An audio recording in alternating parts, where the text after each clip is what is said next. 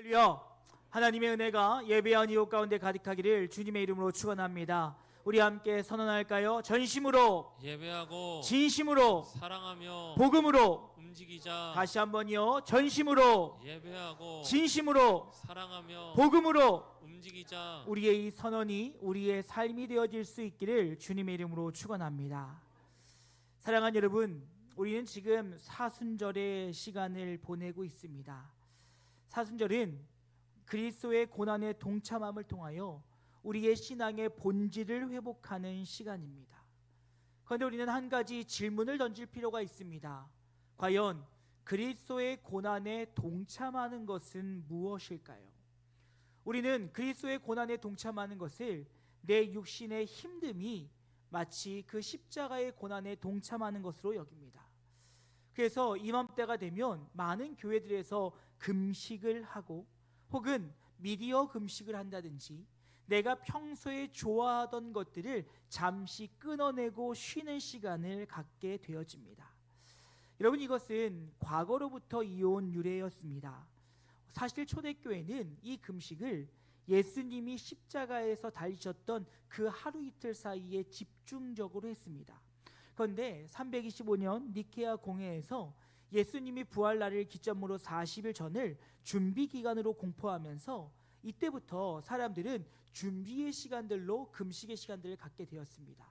특별히 세례를 받거나 아니면 뭔가 이 기간들 통해서 새롭게 되어질 일이 있는 성도들을 중심으로 이 일들이 시작되었다는 것이죠. 그런데 이것이 중세에 와서 변질이 되기 시작했습니다. 이 변질은 바로 무엇이냐? 너희가 금식하지 않으면 구원을 받을 수 없다 라고 하는 식으로 그들은 이 행위를 강조하게 되었지요.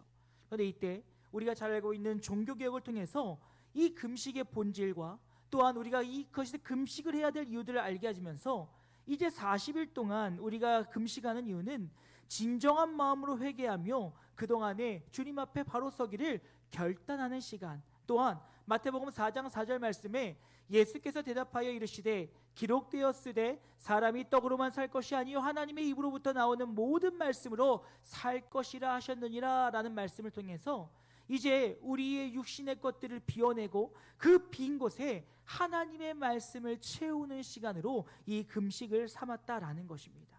그런데 보다 이 금식이 중요한 것이 아니라 더 본질적인 것은 바로 무엇이냐?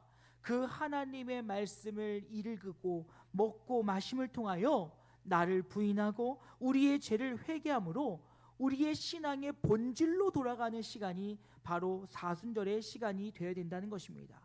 그래서 이를 정리하면 사순절은 우리를 위해서 이 땅에 오신, 또 오셔서 십자가에 죽으시고 부활하신 예수 그리스도를 기억하며 부활의 소망을 품고 이 땅 가운데 그리스도의 사람으로 온전히 서기를 결단하며 회개하며 주님 앞으로 나아가는 시간이 바로 사순절의 시간이 되어야 된다라는 것입니다.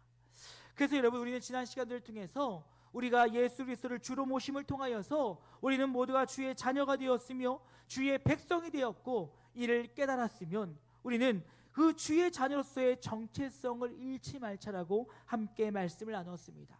그리고 그 정체성을 붙들고 우리는 삶의 예배자가 되어 날마다 거룩함으로 살아갈 때 우리는 이 사순절의 시간을 더욱더 복되게 보낼 수 있다라는 것이죠.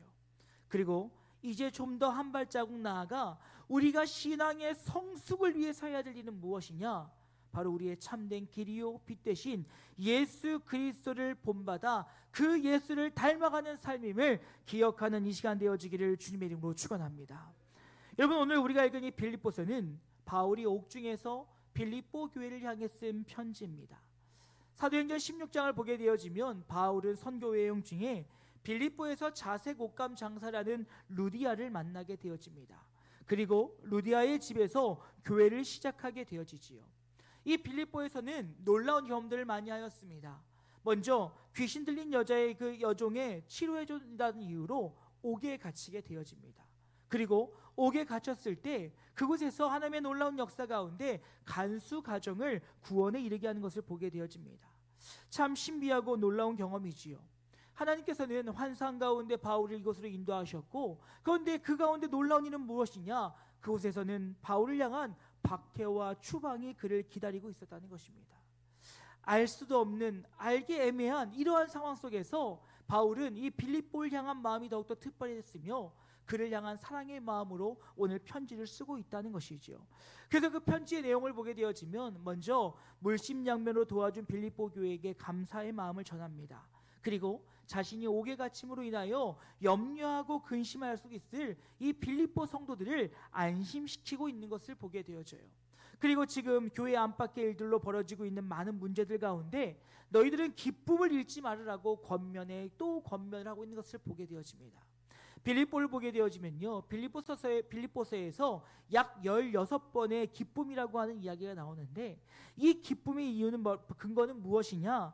빌립보서 4장 4절 말씀에 주 안에서 항상 기뻐하라, 내가 다시 말하노니 기뻐하라 라는 말을 통해서 우리의 기쁨이 상황과 환경이 아니라 기쁨의 그리스도 안에 있음을 통해서 기뻐해야 된다는 사실을 거듭 강조하고 있는 것을 보게 되어집니다.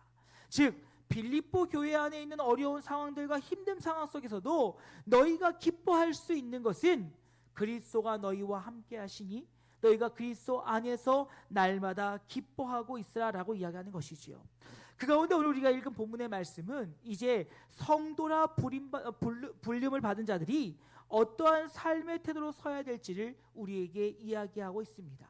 이에 1절부터 4절까지의 말씀은 너희가 합심하여 하나 되어짐으로 주님 앞에 서야 될 것인데 이를 위하여 너희는 겸손으로 그 일을 해야 된다는 것입니다. 그리고 더불어 서로를 돌아보며 서로를 권면함으로 이 일들을 이뤄가야 될 것이니 바로 이 일의 최고의 모델, 우리에게 본을 보여주신 바로 무엇이냐? 예수 그리스도라는 것이지요.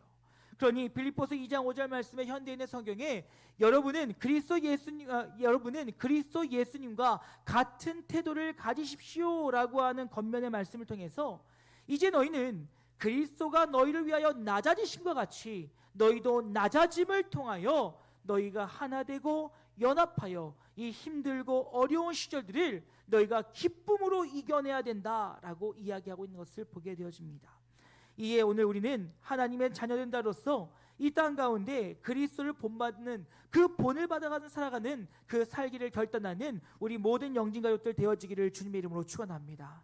그렇다면 오늘 우리는 예수 그리스도의 낮아짐의 모습을 통하여 사순절의 참된 거룩함이 무엇인지를 생각하고 날 위해 죽으시고 부활하신 예수 그리스도의 십자가 앞에 주를 닮아 부끄럽지 않게 서기를 결단하는 이 시간 되어지기를 다시 한번 주님의 이름으로 축원합니다. 그러기에 첫 번째로 예수님은 당연한 권리를 포기하셨다는 거예요. 사랑하는 여러분, 우리가 이 사순절 주님 앞에 주어진 우리의 모든 권리를 포기하면서까지도 겸손으로 자신을 낮추셨던 예수 그리스도를 닮을 수 있기를 주님의 이름으로 축원합니다. 여러분, 오늘 6절 상반절 말씀은 이렇게 얘기합니다. 그는 근본 하나님의 본체시나.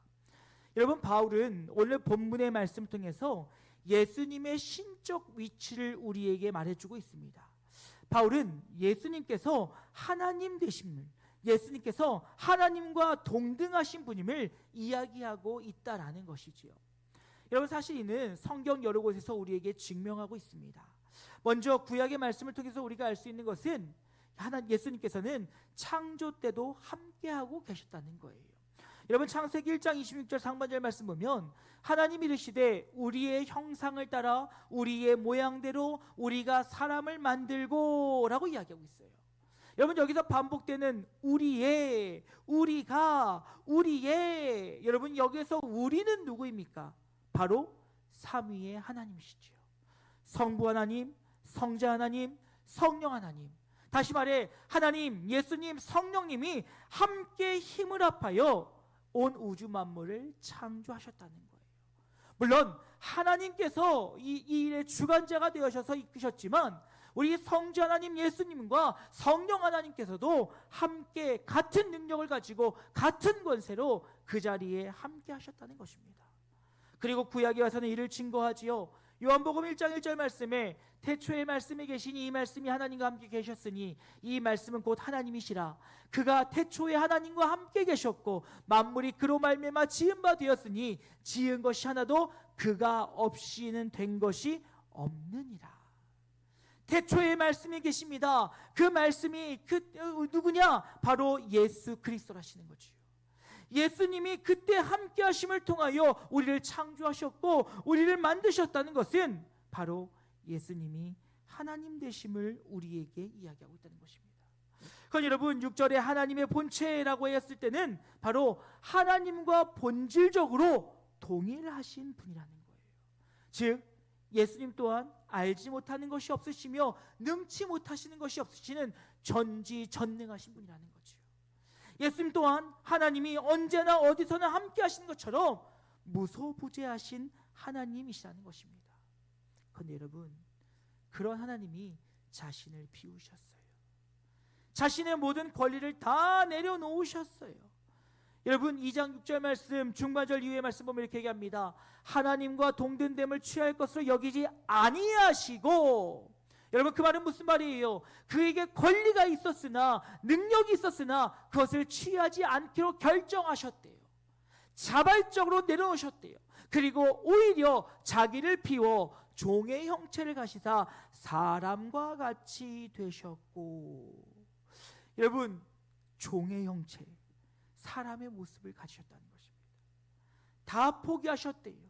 다 포기하시고 한계가 있는, 또 한계를 가지고 있는 죄로 얼룩진 인간의 형상을 동일하게 취하셨대요. 여러분 우리가 살다 보면 종종 섭섭마귀가 찾아올 때가 있습니다. 뭐 그렇게 섭섭한 것이 많은지요. 그런데 여러분 섭섭마귀의 근본적인 이유가 무엇인지 아십니까? 내 권리를 받지 못했을 때 섭섭해지는 거예요. 그 말은 무슨 말이냐? 내가 이 정도 했으면 내가 대우받아야 될 텐데 대우해주지 않는 거지요. 내가 이만큼 했으면 나에게 이런 대가가 있어야 될 것인데, 그런데 대가가 없는 거예요. 그러니 섭섭한 마음이 찾아온다는 것입니다. 그런데 여러분 이 섭섭함이 찾아오면요, 이것이 성장하고 확대되어 불평하고 불만에 이르게 된다는 것이지요. 그런데 여러분 기억하십시오. 이 땅에 당연한 권리는 하나도 없습니다. 여러분 권리는요, 나의 책임과 의무를 다한 자에게 주어지는 것이 권리예요. 그 말은 무슨 말입니까? 아무것도 없이 권리를 받을 수 없다는 것이죠. 그런데 여러분 우리는 이 권리를 내 것처럼, 당연한 것처럼 아무것도 하지 않으면서 요구할 때가 있다는 것입니다. 여러분 이런 말 들어보셨지요? 배려가 반복되면 뭐가 된다? 권리가 된다. 여러분 이 말은 무슨 말입니까? 처음에 누군가에게 베풀어준 작은 호의가 처음에는 감사로 다가오지만 이유 없이 이 호의가 반복되어지면 그것을 당연한 것으로 여기게 된다는 거예요. 여러분 이 흔한 예는 여러분의 가정에서 쉽게 볼 수 있습니다. 바로 부모와 자녀 관계이지요. 여러분 자녀들은요, 부모가 해주는 것을 당연하게 여깁니다. 맞아요. 당연한 것이지요. 부모라면 자녀에게 해줘야 된다는 것입니다. 하지만 언제까지요? 성인이 되기 전까지요. 성인이 된 후에는 그가 부모로부터 독립하여 자신의 삶을 살아갈 수 있어야 돼요. 그것이 성경적입니다. 그리고 보다 성경적인 것은 결혼하면 부모의 손을 떠나야 돼요. 그럼에도 불구하고 여전히 부모에게 요구합니다. 왜요? 그것이 당연한 권리로 여겨요. 그리고 그것을 얻지 못하면 서운해합니다. 애를 안 봐준다고 왜 서운해하는지 모르겠어요.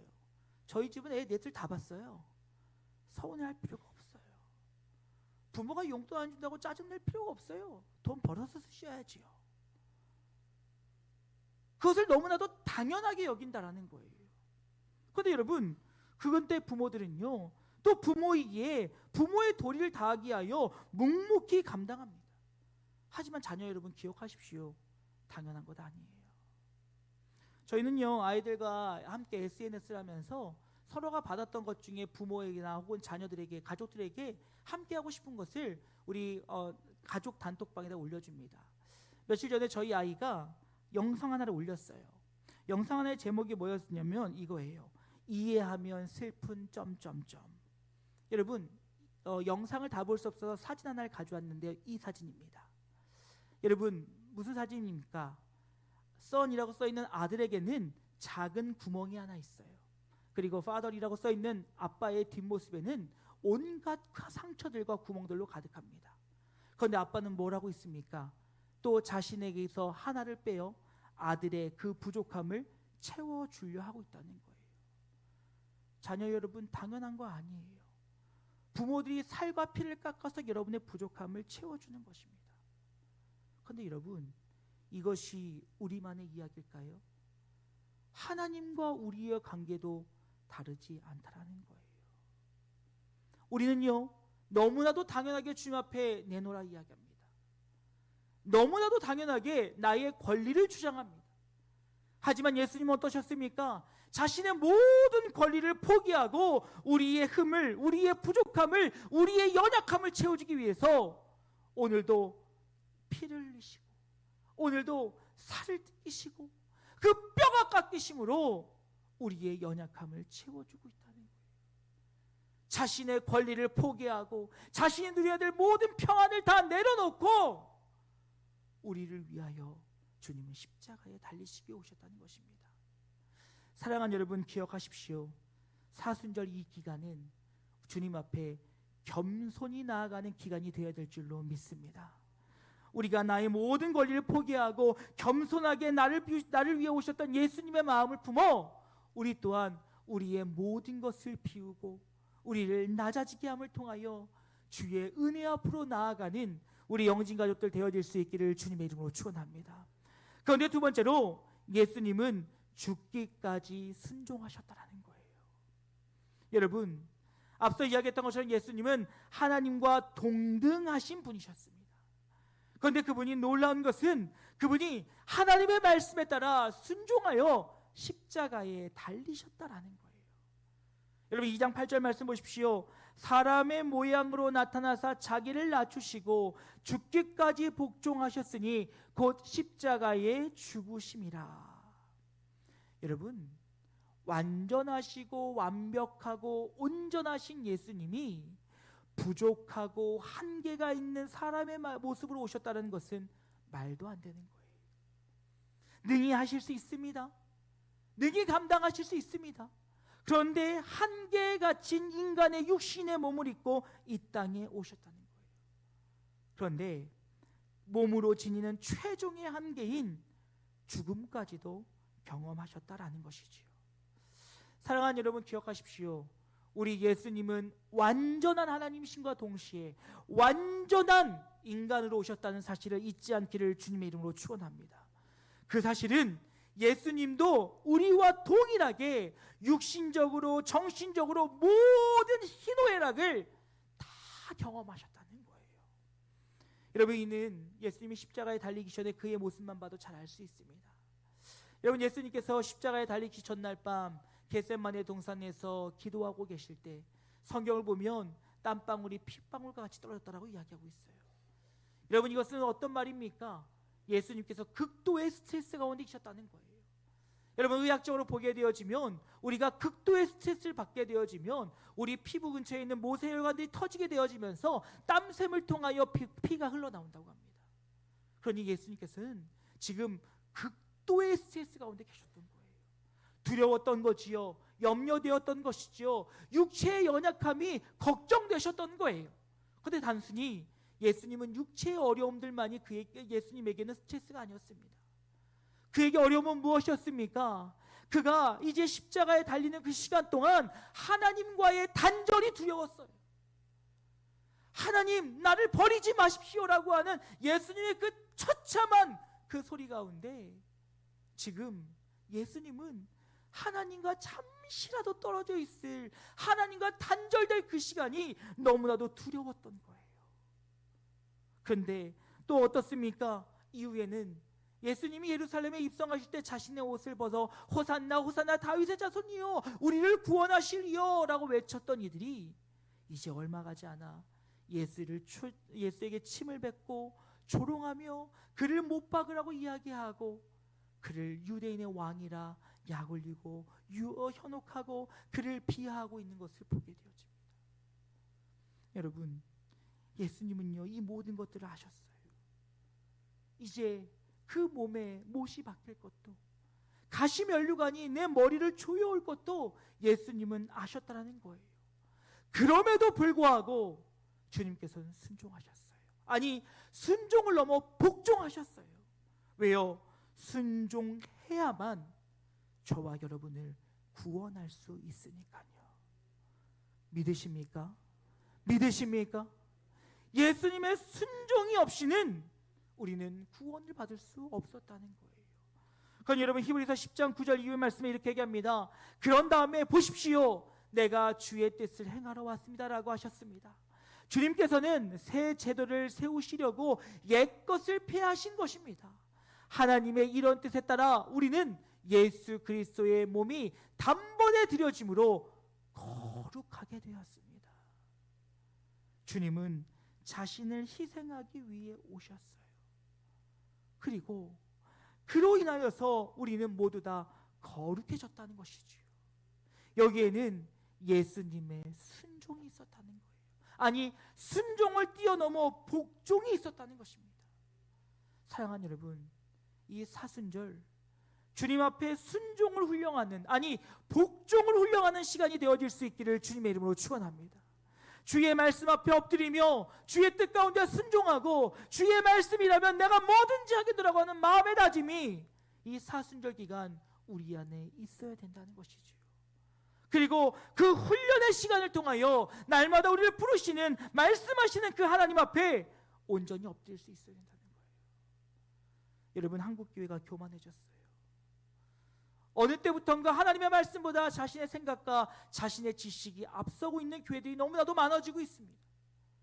간절히 소망합니다. 우리 영진교회만은 하나님의 말씀 앞에 겸손히 순종하는, 하나님 앞에 부끄러움이 없는 교회가 되어질 수 있기를 주님의 이름으로 축원합니다. 여러분, 세상의 지혜가 아무리 능력이 있다 할지라도 성경은 분명히 이야기합니다. 하나님의 미련함이 사람의 지혜보다 낫다고요. 이사야서는 말합니다. 이사야 55장 9절 말씀에 하늘의 땅보다 높은 것 같이 내 길은 너희 길보다 높고 내 생각은 너희 생각보다 높다라고 분명히 이야기하고 있어요. 그게 사랑하는 여러분, 크고 위대하신 하나님의 질서 앞에 겸손히 순종하는, 아니 복종하는, 그것을 훈련하는 우리의 사순절이 되어질 수 있기를 주님의 이름으로 축원합니다. 그리고 부활 이후 보라, 이전 것은 새 것이 되었다라고 하는 그 말씀의 선포 앞에 날마다 주의 말씀 앞에 겸손히 순종하는 하나님의 사람들로 준비가 되어져야 될 것이에요. 그리고 마지막으로 예수님은 이 모든 영광을 하나님께만 올려드렸어요. 사랑하는 여러분, 소망합니다.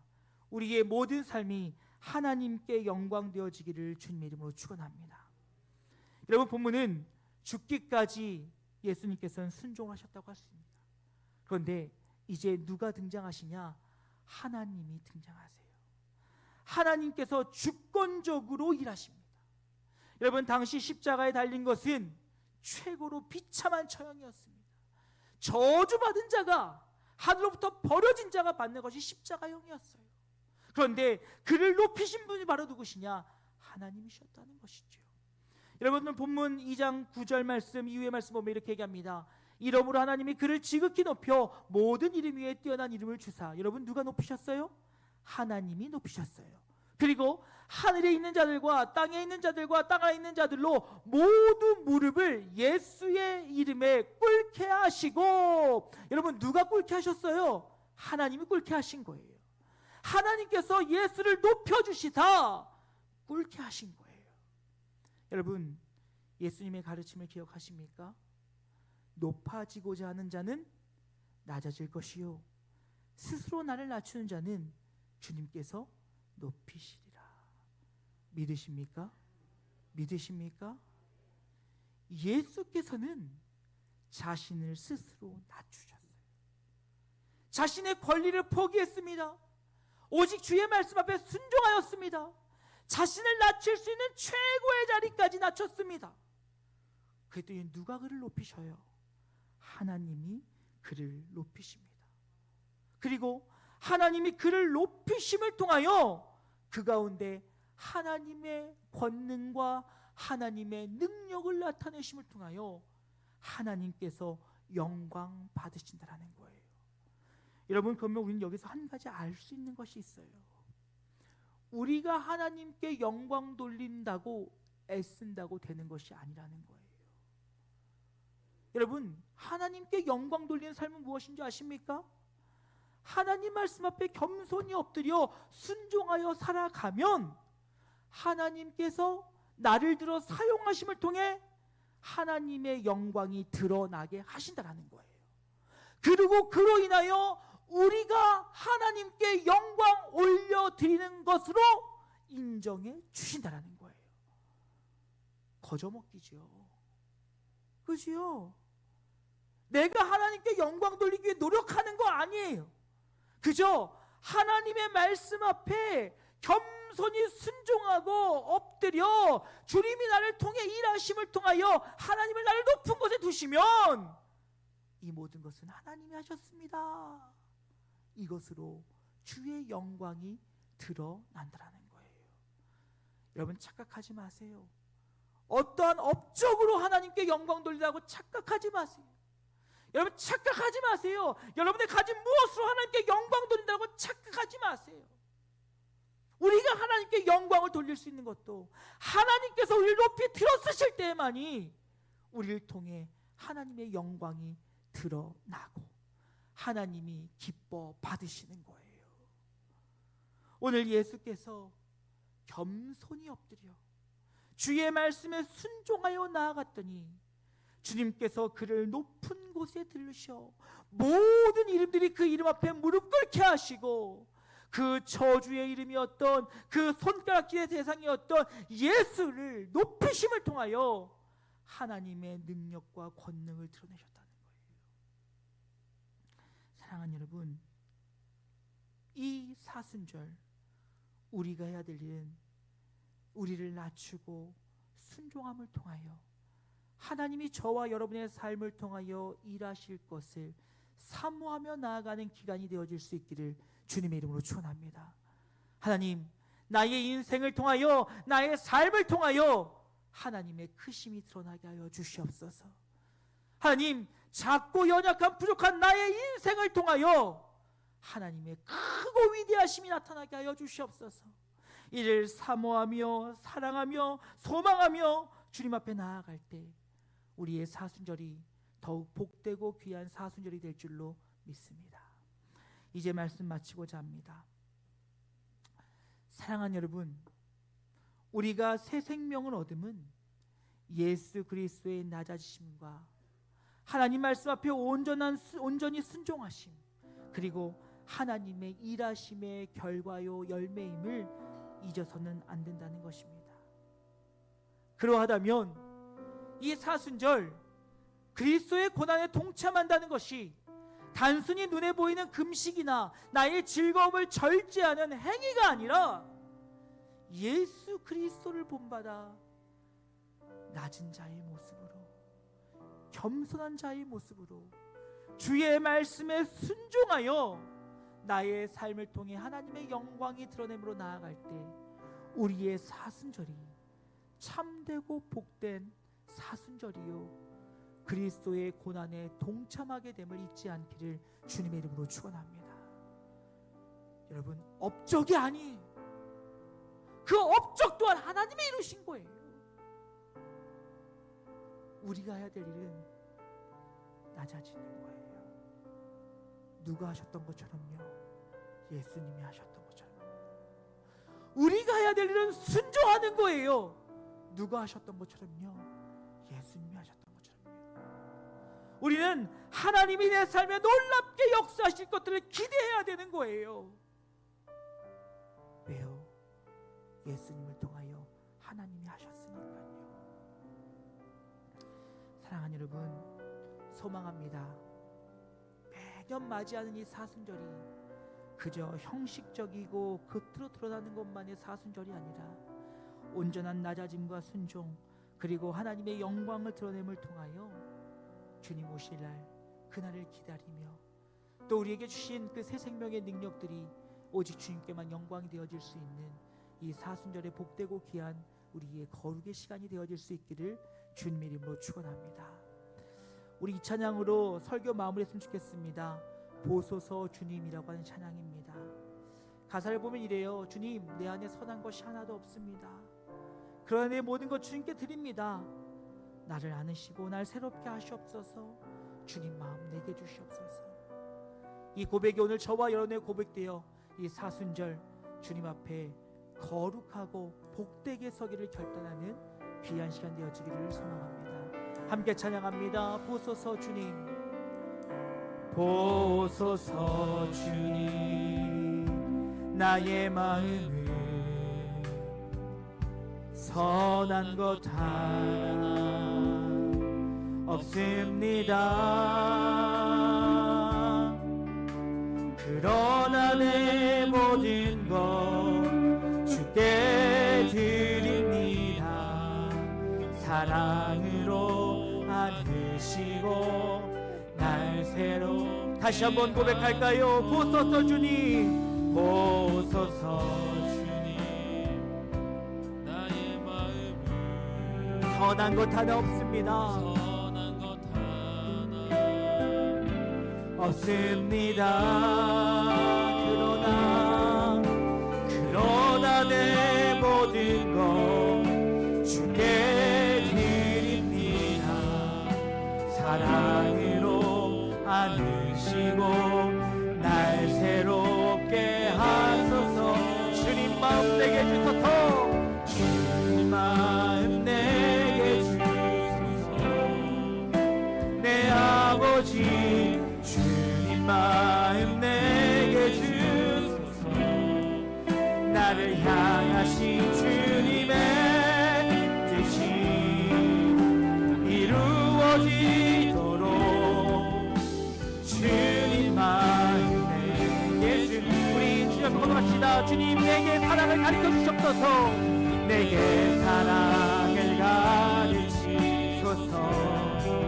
당신의 마음으로 용서하게 하소서.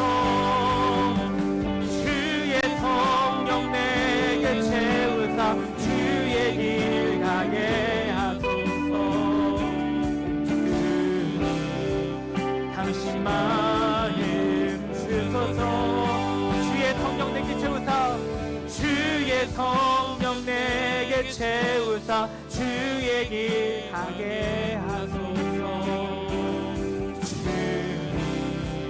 당신 마음 주님 마음 내게 주시옵소서. 주님 마음 내게 주소서.